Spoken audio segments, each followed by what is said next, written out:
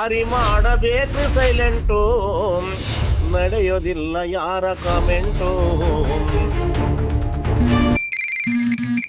ನಮಸ್ಕಾರ. ನಮಸ್ಕಾರ ಅಜಿತ್. ಸರ್ಕಾರಕ್ಕೆ ಏನು ರಾಜ್ಯಪಾಲರು ಕಳಿಸಿರ್ತಕ್ಕಂಥದ್ದು ಸ್ಪಷ್ಟೀಕರಣಕ್ಕಾಗಿ ಆ ವಿಚಾರವಾಗಿ ಒಂದಿಷ್ಟು ವಿಚಾರ ತಾವು 35 ವರ್ಷಗಳ ಕಾಲ ತಾವು ಆ ಹೋರಾಟದಲ್ಲಿ ಸತತವಾಗಿ ಭಾಗವಹಿಸಿರ್ತಕ್ಕಂಥದ್ದು, ಇನ್ನೂ ಕೂಡ ಹೋರಾಟವನ್ನು ಮಾಡ್ತಾ ಇದ್ದೀರಿ. ರಾಜ್ಯಪಾಲರು ಏನೊಂದು ವಾಪಸ್ ಕಳಿಸಿರ್ತಕ್ಕಂಥ ಬಿಲ್ ಕುರಿತಾಗಿ ಒಂದಿಷ್ಟು ವಿಚಾರಗಳನ್ನ ತಾವು ಸ್ಪಷ್ಟಪಡಿಸ್ಬೇಕಂತ ತಮ್ಮಲ್ಲಿ ವಿನಂತಿಯನ್ನು ಮಾಡ್ತೀನಿ ಸರ್. ಈಗ ಸುಪ್ರೀಂ ಕೋರ್ಟ್ನ 7 ಸದಸ್ಯರ ನ್ಯಾಯಪೀಠ ಏನು ಸ್ಪಷ್ಟವಾಗಿ ಷರತ್ತುಗಳನ್ನ ವಿಧಿಸಿದ್ರು, ಈ ಸರ್ಕಾರ ಅಂತಕ್ಕಂಥದ್ದು ಅದನ್ನ ಪೂರ್ವವಾಗಿ ಯಾಕೆ ಪಾಲಿಸಲಿಲ್ಲ ಅಂತಕ್ಕಂಥದ್ದು ಮೊದಲೇದಾಗಿರ್ತಕ್ಕಂಥ ಪ್ರಶ್ನೆ ಸರ್ ತಮ್ಗೆ. ಸರ್ಕಾರ ತೆಲಂಗಾಣ, ಆಂಧ್ರ, ಪಂಜಾಬ್ ಬೇರೆ ಕಡೆಗಳೆಲ್ಲ ಯಾವುದೇ ಸಮಸ್ಯೆ ಆಗಿಲ್ಲ, ಕರ್ನಾಟಕ ಹೊರತುಪಡಿಸಿ. ಬಟ್ ಕರ್ನಾಟಕದಲ್ಲಿ ಮಾತ್ರ ಈ ಒಂದು ಸರ್ವೋಚ್ಚ ನ್ಯಾಯಾಲಯದ ಆದೇಶ ಆದ ನಂತರ ಕೂಡ ವಿಳಂಬವಾಗಿ ಮತ್ತೆ ಬೀದಿಗಿಳಿತಕ್ಕಂಥ ಸಂದರ್ಭ ಬಂತು. ಆಂಧ್ರದಲ್ಲೂ ತೆಲಂಗಾಣದಲ್ಲೂ ಹೋರಾಟ ಆಗಿದೆ. ಆದರೆ ಕರ್ನಾಟಕದಲ್ಲಿ ಕಾಂಗ್ರೆಸ್ ಪಕ್ಷ ಅಧಿಕಾರಕ್ಕೆ ಬರೋದಕ್ಕಿಂತ ಮುಂಚೆನೇ ಪ್ರಣಾಳಿಕೆಯಲ್ಲಿ ತಾನು ಘೋಷಿಸಿರೋದ್ರಿಂದ ಅದಕ್ಕೆ ಪೂರಕವಾಗಿ ಸುಪ್ರೀಂ ಕೋರ್ಟ್ ಆದೇಶ ಬಂದಿರೋದ್ರಿಂದ ನಾವು ಮತ್ತೊಂದು ಸುತ್ತಿನ ಹೋರಾಟಕ್ಕೆ ಹೋಗ್ತಕ್ಕಂಥ ಅಗತ್ಯ ಇಲ್ಲ ಅಂತ ಎಲ್ಲರೂ ಭಾವಿಸಿದ್ವಿ. ಅದಕ್ಕೋಸ್ಕರ ಸೈಲೆಂಟ್ ಆಗಿ 1 ವರ್ಷ ಯಾವುದೇ ಹೋರಾಟಗಳು ಇರಲಿಲ್ಲ ಎಲ್ಲ ಸಂಘಟನೆಗಳಿಂದ. ಹಂಗಾಗಿ ಇದಾದ ನಂತರ ಸಿದ್ದರಾಮಯ್ಯನವರು ಬೇರೆ ಬೇರೆ ರಾಜಕೀಯ ಕಾರಣಗಳಿಗೋಸ್ಕರ ಈ ವಿಷಯವನ್ನ ಒಂದಷ್ಟು ಮಟ್ಟಿಗೆ ಕಾಲಹರಣ ಮಾಡಿರ್ತಕ್ಕಂಥದ್ದು, ಅದ್ರ ವಿರುದ್ಧ ಮತ್ತೆ ಹೋರಾಟ ಬೀದಿಗೆ ಬಂದಿರತಕ್ಕಂಥದ್ದು, ಲಾಸ್ಟ್ಗೆ ಅದನ್ನ ಒಪ್ಕೊಳ್ತಕ್ಕಂಥ ಅನಿವಾರ್ಯ ಸ್ಥಿತಿ ನಮಗೆಲ್ಲ ಗೊತ್ತಿದೆ. ನಾನು ಅದನ್ನ ಹೆಚ್ಚಿಗೆ ಡಿಟೇಲ್ ಎಕ್ಸ್ಪ್ಲೇನ್ ಮಾಡಕ್ ಹೋಗಲ್ಲ. ಆದರೆ ಒಳ ಮೀಸಲಾತಿಯನ್ನು ಜಾರಿ ಮಾಡ್ತಕ್ಕಂಥ ತೆಲಂಗಾಣ, ಆಂಧ್ರ ಅವ್ರು ಏನು ಮಾನದಂಡಗಳನ್ನ ಅನ್ವಯಿಸಿದ್ರು ಅದೇ ಪ್ರಕಾರ ಕರ್ನಾಟಕದ ಸರ್ಕಾರ ತೀರ್ಮಾನ ತೆಗೆದುಕೊಂಡಿದ್ರೆ ಇಷ್ಟು ದೊಡ್ಡ ಮಟ್ಟದ ಗಲಾಟೆಗಳು ಆಗ್ತಿರ್ಲಿಲ್ಲ.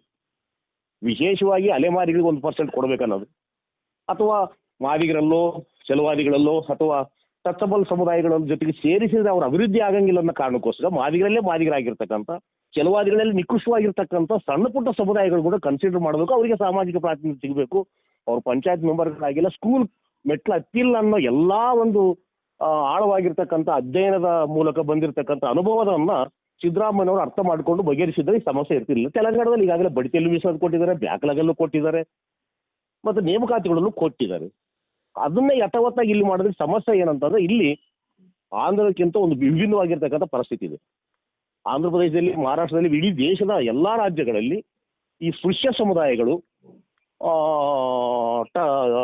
ಪ್ರತ್ಯೇಕವಾಗಿ ಎಸ್ಟಿಗಳಲ್ಲಿ ಇದೆ, ಪರಿಶಿಷ್ಟ ಪಂಗಡದಲ್ಲಿ ಇದೆ. ಬಟ್ ಕರ್ನಾಟಕದಲ್ಲಿ ಮಾತ್ರ ಬೇರೆ ಬೇರೆ ಕಾರಣಗಳಿಗೋಸ್ಕರ ಮೈಸೂರು ಕರ್ನಾಟಕದಿಂದ ಇದುವರೆಗೆ ಈ ಅಸ್ಪೃಶ್ಯ ಸಮುದಾಯಗಳಿಗೆ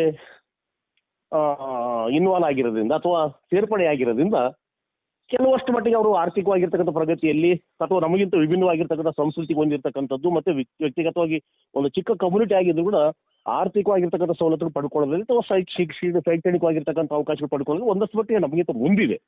ಅವ್ರನ್ನ ಸೇರಿಸಿ ಅವರಿಗೆ ನಮಗೆ ಕಾಂಪಿಟೇಷನ್ ಮಾಡೋದ್ರಿಂದ ಇಲ್ಲಿ ವಿಶೇಷವಾಗಿ ಅಡೆತಡೆಗಳಾಗ್ತದೆ. ಇದೊಂದೇ ಅಡ್ಡಿ, ಬರೀ ಯಾವುದೇ ಸಂವಿಧಾನಿಕ ಅಡ್ಡಿ ಇಲ್ಲ.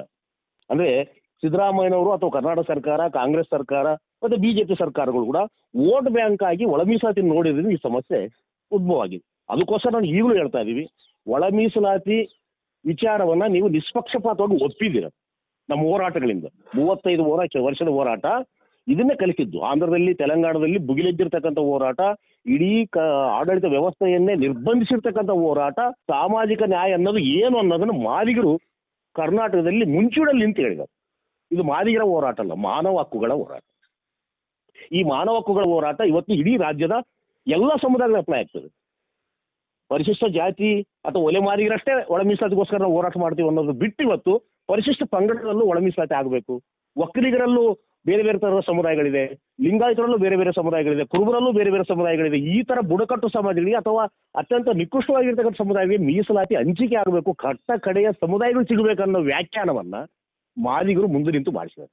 ಇದು ಇಡೀ ದೇಶಕ್ಕೆ ದೊಡ್ಡ ಮಾದರಿ. ಈ ಒಳ ಮೀಸಲಾತಿಯನ್ನು ಎಲ್ಲ ಸಮುದಾಯಗಳು ಒಪ್ಪಿದೆ, ನಾಟ್ ಓನ್ಲಿ ಪೊಲಿಟಿಕಲ್ ಪಾರ್ಟೀಸ್.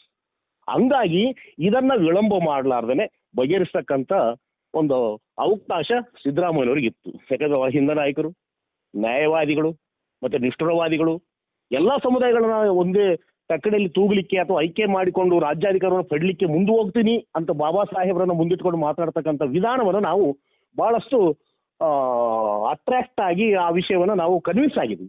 ಆದರೆ ಬಲಾಢ್ಯ ರಾಜಕಾರಣಕ್ಕೆ ಸೋತು, ಬಲಾಢ್ಯ ರಾಜಕಾರಣಕ್ಕೆ ಮಣಿದು ಅವರು ಇವತ್ತು ಒಳ ಮೀಸಲಾತಿ ಬಡ್ತಿನ ಕೊಡಲಾರ್ದು, ಬ್ಯಾಕ್ಲಾಗ್ ಕೊಡಲಾರ್ದಕ್ಕಂಥದ್ದು ಮತ್ತು ಇನ್ನು ನೆನೆಗುದಿಗೆ ಇಟ್ಕೊಂಡು ಅದಕ್ಕೊಂದು ಕಾಯ್ದೆ ಮಾಡಿದ್ರು ಕೂಡ ಅಸ್ಪಷ್ಟವಾಗಿರ್ತಕ್ಕಂಥ ವಿಧಾನಗಳನ್ನು ಅನುಸರಿಸೋದ್ರಿಂದ ಇವತ್ತು ಮತ್ತೆ ರಾಜ್ಯಪಾಲರ ಟೇಬಲ್ಗೆ ಇದು ಹೋಗಿದೆ.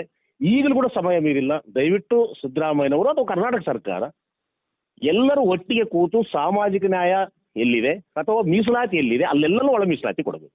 ಈಗ ಆರ್ಥಿಕವಾಗಿರ್ತಕ್ಕಂಥ ಅಭಿವೃದ್ಧಿನೂ ಮಾಡಬೇಕಂತಾರೆ, ಶೈಕ್ಷಣಿಕವಾಗಿರ್ತಕ್ಕಂಥ ಅಭಿವೃದ್ಧಿ, ಶಿಕ್ಷಣ ಸಂಸ್ಥೆಗಳೆಲ್ಲಲ್ಲೂ ಮೀಸಲಾತಿ ಕೊಡಬೇಕು. ಅದೇ ಥರ ಆರ್ಥಿಕವಾಗಿರ್ತಕ್ಕಂಥ ಅನುದಾನಗಳ ಹಂಚಿಕೆಯಲ್ಲೂ ಮೀಸಲಾತಿ ಕೊಡೋದು ತಪ್ಪೇನಿದೆ? ಇದರ ಅರ್ಥ ಇದುವರೆಗೆ ಯಾರ್ಯಾರಿಗೆ ಯಾವ ಸವಲತ್ತುಗಳು ಸಿಗಬೇಕಾಗಿತ್ತು ಆ ಸವಲತ್ತುಗಳು ಸಂವಿಧಾನಿಕವಾಗಿ ಸಿಕ್ಕಿಲ್ಲ ಅನ್ನೋದು ಬಿಟ್ಟರೆ ಮತ್ತು ಯಾವುದೇ ತಾರತಮ್ಯ ಇಲ್ಲ.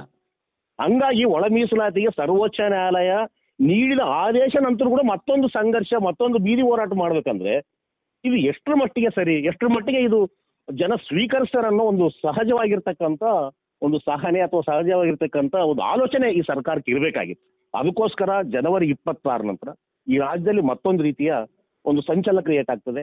ಎಲ್ಲ ಹಿರಿಯರು ನಾವು ಒಳ ಮೀಸಲಾತಿ ಹೋರಾಟದಲ್ಲಿ ಒಂದು 22 ವರ್ಷ ನಿರಂತರವಾಗಿದ್ದೀವಿ. ಅದೇ ಥರ 25 ವರ್ಷದಿಂದ ಭಾಳಷ್ಟು ಜನ ಹಿರಿಯರಿದ್ದಾರೆ. ಅವರೆಲ್ಲರೂ ಪಕ್ಷಗಳನ್ನು ಬಿಟ್ಟು ಬಂದಿದ್ದಾರೆ, ಅವರ ನೌಕರಿಗಳನ್ನು ಬಿಟ್ಟು ಬಂದಿದ್ದಾರೆ, ಅವರ ವಿದ್ಯೆ ಉದ್ಯೋಗಗಳನ್ನು ಪಕ್ಕಕ್ಕಿಂತ ಈ ಚಳವಳಿಗೋಸ್ಕರ ತಮ್ಮ ತ್ಯಾಗವನ್ನು, ತಮ್ಮ ಜೀವನವನ್ನು ಮುಡಿಪಿಟ್ಟಿದ್ದಾರೆ. ಅವರ ಆರೋಗ್ಯ ಆಯಸ್ಸೆಲ್ಲ ಹಾಳಾಗಿದೆ.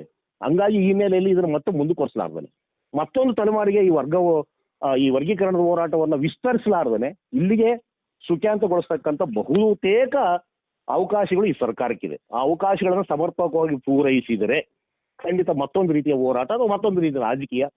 ಆ್ಯಕ್ಚುಲಿ ಭಾಳಷ್ಟು ಜನ ಇದನ್ನು ಸಾಮಾಜಿಕ ಹೋರಾಟ, ಬೀದಿ ಹೋರಾಟ ಅಂತಾರೆ. ಎಲ್ಲ ಚುನಾವಣೆಗಳಲ್ಲಿ ಎಲ್ಲೆಲ್ಲಿ ನಮ್ಮ ಒಳ ಮೀಸಲಾತಿ ವಿರೋಧಿಗಳು ಎಲ್ಲರೂ ಸೋತಿದ್ದಾರೆ. ನೀವು ನೋಡಿ, ಕರ್ನಾಟಕದ ನಾನು ವ್ಯಕ್ತಿಗತವಾಗಿ ಎಕ್ಸ್ಪ್ಲೇನ್ ಮಾಡ್ತಾ ಇದ್ದೆ. ಯಾರು ಒಳ ಮೀಸಲಾತಿ ವಿರೋಧಿ ಮಾತಾಡ್ತಾರೆ, ಮಾನಪ್ಪ ವಜ್ಜಲ್ ಇರ್ಬೋದು, ಶಿವರಾಜ್ ತಂಗಡಿ ಇರ್ಬೋದು, ಅಥವಾ ಇನ್ನು ಯಾವುದೇ ಕ್ಷೇತ್ರದಲ್ಲಿ ಇರ್ತಕ್ಕಂಥ ನರೇಂದ್ರ ಸ್ವಾಮಿ ಇರ್ಬೋದು, ಅಥವಾ ಈ ಒಳ ಮೀಸಲಾತಿ ಬಂದಾಗೆಲ್ಲ ಅದನ್ನ ವಿರುದ್ಧ ಮಾಡ್ತಕ್ಕಂಥ ರಾಜೀವ್ ಇರ್ಬೋದು, ಇವರೆಲ್ಲರೂ ಸೋತಿದ್ದಾರೆ.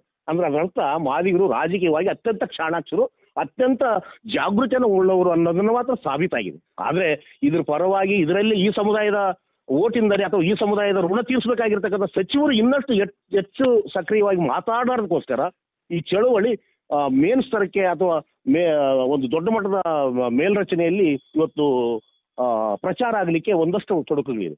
ಆದ್ದರಿಂದ ಮತ್ತೊಂದು ಸಾರಿ ಹೇಳ್ತಾ ಇದ್ದೀನಿ, ಮೋಸ್ಟ್ಲಿ ನಾನು ಎಲ್ಲ ವಿಷಯಗಳನ್ನು ಸಂಗ್ರಹಿಸಿ ಒಟ್ಟಾಗಿ ಮಾತಾಡಿದಂತ ಕಾಣಿಸ್ತದೆ. ಬಟ್ ಇದ್ರ ತೀವ್ರತೆ, ಇದರ ಆಕ್ರೋಶ, ಇದರ ಆಗ್ರಹ ಇಡೀ ಕರ್ನಾಟಕದ ಮಾದಿಗ ಸಮುದಾಯದಲ್ಲಿ ಮತ್ತಷ್ಟು ಆಕ್ರಂದನವಾಗಿ ಮಡುಗಟ್ಟಿದೆ. ಈ ಆಕ್ರೋಶ ಮತ್ತೊಂದು ಸಾರಿ ಭುಗಿಲೇಳೋದಕ್ಕೆ ಮುಂಚೆ ಸರ್ಕಾರಕ್ಕೆ ಇರತಕ್ಕಂಥ ಅವಕಾಶಗಳನ್ನು ಬಳಸಿಕೊಂಡು ಸರ್ಕಾರ ಕೊಟ್ಟಿರ್ತಕ್ಕಂಥ ತೀರ್ಪುಗಳೇನಿದೆ, ಸುಪ್ರೀಂ ಕೋರ್ಟ್ ತೀರ್ಪು, ಆ ತೀರ್ಪುಗಳನ್ನು ಅವರು ಯಥಾವತ್ತಾಗಿ ಜಾರಿ ಮಾಡಿದ್ರೆ, ಈಗ ಸರಳವಾಗಿರ್ತಕ್ಕಂಥ ಒಂದು ಉತ್ತರವನ್ನು ಅಥವಾ ಪ್ರಶ್ನೆಯನ್ನು ನಾನು ಹೇಳಲಾಗಿದ್ದೆ, ನಾಗಮೋಹನ್ ದಾಸ್ ಅವರು ಕನಿಷ್ಠ ಒಂದು 100 ಕೋಟಿ ವೆಚ್ಚದಲ್ಲಿ ಒಂದು ವರದಿಯನ್ನು ಸಂಗ್ರಹಿಸಿದ್ದಾರೆ. ಈ ವರದಿಯನ್ನು ಯಥಾವತ್ತಾಗಿ ಜಾರಿ ಮಾಡಿದ್ರೆ ಒಳ ಮೀಸಲಾತಿ ಇಷ್ಟೊತ್ತಿಗೆ ಮುಗಿದೋಗ್ತಿತ್ತು. ಈ ಒಳ ಮೀಸಲಾತಿ ಕಂದಕವನ್ನು ನಿವಾರಿಸಲಾರ್ದೇ ಒಟ್ಟಾರೆ ವರದಿಯನ್ನು ತಿರಸ್ಕರಿಸ್ತಕ್ಕಂಥ ಪ್ರಯತ್ನ ಆಗಿದೆ. ಅಲ್ಲಿ 5 ಭಾಗಗಳನ್ನು ಮಾಡಿದ್ದಾರೆ ಅವರು. 1 ವರ್ಷ 2 ವರ್ಷ 5 ವಿಭಾಗಗಳಾಗಿದ್ದು ಅದರಲ್ಲಿ ಬಂದಿರತಕ್ಕಂಥ ಸಾಲ ಬಾಧಗಳನ್ನು ಪರಾಮರ್ಶಿಸಿ ಮತ್ತೊಂದು ಸರಿ 3 ಗ್ರೂಪ್ ಮಾಡಬಹುದಾಗಿತ್ತು. ಭಾಳಷ್ಟು ಅಧಿಕಾರಿಗಳು ಮಿಸ್ಗೈಡ್ ಮಾಡ್ತಾ ಇದ್ದಾರೆ. 5 ಗುಂಪುಗಳಿದ್ರೆ ಒಳ ಮೀಸಲಾತಿಯನ್ನು ಅಥವಾ ಒಂದು ಹುದ್ದೆಯನ್ನು ಹಂಚಲಿಕ್ಕೆ ಅಥವಾ ಅದನ್ನು ಕೊಡಲಿಕ್ಕೆ ತೊಂದರೆ ಆಗ್ತದೆ, ಅದಕ್ಕೋಸ್ಕರ 3 ವರ್ಗಗಳಿರಬೇಕಂತ. ಈಗ ಆಂಧ್ರದಲ್ಲಿ ತೆಲಂಗಾಣದಲ್ಲಿ 3 ವರ್ಗಗಳು ಮಾಡಿದ್ದಾರೆ. ಮೊದಲು 4 ಇತ್ತು. ಯಾಕೆ 3 ಮಾಡಿದ್ರೆ ಒಂದು 10-20 ವರ್ಷದಲ್ಲಿ ಆಗಿರ್ತಕ್ಕಂಥ ಅನುಭವ ಅದು. ಬಟ್ ಈಗ ಕರ್ನಾಟಕದಲ್ಲಿ ಸ್ಪೃಶ್ಯರನ್ನು ಪ್ರತ್ಯೇಕಿಸಿ ಅವರಿಗೆ ಕೊಡ್ತಕ್ಕಂಥ ಶೈಕ್ಷಣಿಕ ಉದ್ಯೋಗ ಅವಕಾಶಗಳನ್ನು ದೃಷ್ಟಿಯಲ್ಲಿ ಇಟ್ಟುಕೊಂಡು ಅವ್ರು ಪಡೆದಿರ್ತಕ್ಕಂಥ ಅವಕಾಶಗಳನ್ನು ದೃಷ್ಟಿ ಇಟ್ಕೊಂಡು ಶಿವಪಾಲ್ ಪಡೆದಿರ್ತಕ್ಕಂಥವ್ರು ಯಾರೇ ಇರಲಿ, ಮಾದಿಗರು ಹೆಚ್ಚು ಶಿವಪಾಲ್ ಪಡೆದಿದ್ದಾರೆ ಅಂದರೆ ಆ ಕೆಳಹಂತದಲ್ಲಿರ್ತಕ್ಕಂಥ ಮೋಚಿಗಳಿಗೆ, ಸಮಗಾರಿಗೆ, ಡೋಹಾರು, ಡಕರಿಗೆ ಕೊಡಬೇಕಲ್ವಾ? ಅದೇ ಥರ ಸ್ಪೃಶ್ಯರಲ್ಲಿ ಏನಾದರೂ ಹೆಚ್ಚು ಕಮ್ಮಿ ಅವಕಾಶಗಳು ಸಿಕ್ಕಿದೆ ಅನ್ನೋದು ಈಗಾಗಲೇ ನಾಗಮೋಹನ್ ದಾಸ್ ಅವರು ಭಾಳ ಸ್ಪಷ್ಟವಾಗಿ ಹೇಳಿದ್ದಾರೆ. ಈ ಹಿನ್ನೆಲೆಯಲ್ಲಿ ಒಂದು ನಾಗಮೋಹನ್ ದಾಸ್ ಅವರು ಕೊಟ್ಟಿರ್ತಕ್ಕಂಥ ಅನುಭವದ ಅಧ್ಯಯನವನ್ನು ಮುಂದಿಟ್ಟುಕೊಂಡು ಸರ್ಕಾರ ತೀರ್ಮಾನ ತೆಗೆದುಕೊಂಡಿದ್ರೆ ಮತ್ತೊಂದು ವರ್ಷ 1.5 ವರ್ಷ ನಾವು ಬೀದಿಯಲ್ಲಿ ನಿಲ್ತಕ್ಕಂಥ ಅಗತ್ಯ ಇರ್ತಿರ್ಲಿಲ್ಲ. ಅದೇ ಥರ ಈಗ ಕೇವಲ ಒಳ ಮೀಸಲಾತಿಯಿಂದ ದಲಿತರಷ್ಟೇ ಅಲ್ಲ, SSTಗೆ ಅಷ್ಟೇ ಅಲ್ಲ, ಸಾಮಾನ್ಯ ವರ್ಗದ ವಿದ್ಯಾರ್ಥಿಗಳು ಕೂಡ ನೇಮಕಾತಿಗಳ ಪ್ರಕ್ರಿಯೆ ಇನ್ನಷ್ಟು ವಿಳಂಬ ಆಗ್ತಾ ಇದೆ. ಇದರಿಂದ ಏಜುಬಾರ್ ಆಗ್ತಾ ಇದೆ, ಮತ್ತು ಅವ್ರಿಗೆ ಬೇರೆ ಬೇರೆ ಥರದ ಸಮಸ್ಯೆಗಳು ಕ್ರಿಯೇಟ್ ಆಗ್ತದೆ. ಈ ಎಲ್ಲ ಸಮಸ್ಯೆಗಳನ್ನು ಕ್ರೋಢೀಕರಿಸಿ ಸಮಗ್ರವಾಗಿ ಬಗೆಹರಿಸ್ತಕ್ಕಂಥ ಒಂದು ಕೆಲಸವನ್ನು ಕೆಲವೇ ಕ್ಷಣಗಳಲ್ಲಿ, ಇದಕ್ಕೇನು ಅನುದಾನ ಹಂಚಿಕೆ ಆಗಬೇಕಾಗಿಲ್ಲ, ಎಲ್ಲರ ಅಭಿಪ್ರಾಯ ಪಡಬೇಕಾಗಿಲ್ಲ, ಸಾವಧಾನ ಚಿತ್ತವಾಗಿ ಸಂವಿಧಾನಿಕ ಹಕ್ಕುಗಳನ್ನು ಅಥವಾ ಸರ್ವೋಚ್ಚ ನ್ಯಾಯಾಲಯದ ತೀರ್ಪನ್ನು ಒಂದು ಸಂಯಮದಿಂದ ಓದಿದರೆ ಇದಕ್ಕೆ ಪರಿಹಾರ ಇದೆ. ಅದನ್ನು ಓದಲಾರ್ದೇ ಓಟಿನ ರಾಜಕಾರಣಕ್ಕೋಸ್ಕರ ಅಥವಾ ವ್ಯಕ್ತಿಗತವಾಗಿರ್ತಕ್ಕಂಥ ಕೆಲವು ವ್ಯಕ್ತಿಗಳ ಪ್ರಭಾವವನ್ನು ನಾವು ಮಣಿಯೋದ್ರಿಂದ ಈ ಸಮಸ್ಯೆ ಕ್ರಿಯೇಟ್ ಆಗಿದೆ ಅಂತ ಅನಿಸ್ತದೆ ಅಜಿತ್. ಇಲ್ಲಿ ಒಟ್ಟಾರೆ ರಾಜಕೀಯ ಒತ್ತಡದಿಂದ ಅಜಿತ್ ಇದು. ಪ್ರಾಯೋಗಿಕವಾಗಿರ್ತಕ್ಕಂಥ ಎಂಪೆರಿಕಲ್ ಡಾಟಾವನ್ನ ಬಳಸದೆ ಹೌದು. ಏನೊಂದು ಷರತ್ತಿಗೆ ಅನುಗುಣವಾಗಿ ಇವರು ಮಾಡಿಲ್ಲ ಅಂತಕ್ಕಂಥ ತಮ್ಮ ನಿಲುವಾಗಿದೆ. ಒಳ ಮೀಸಲಾತಿಯ ಗಂಟು ಬಿಚ್ಚೈತ್ರಿ ಸುಪ್ರೀಂ ಕೋರ್ಟು,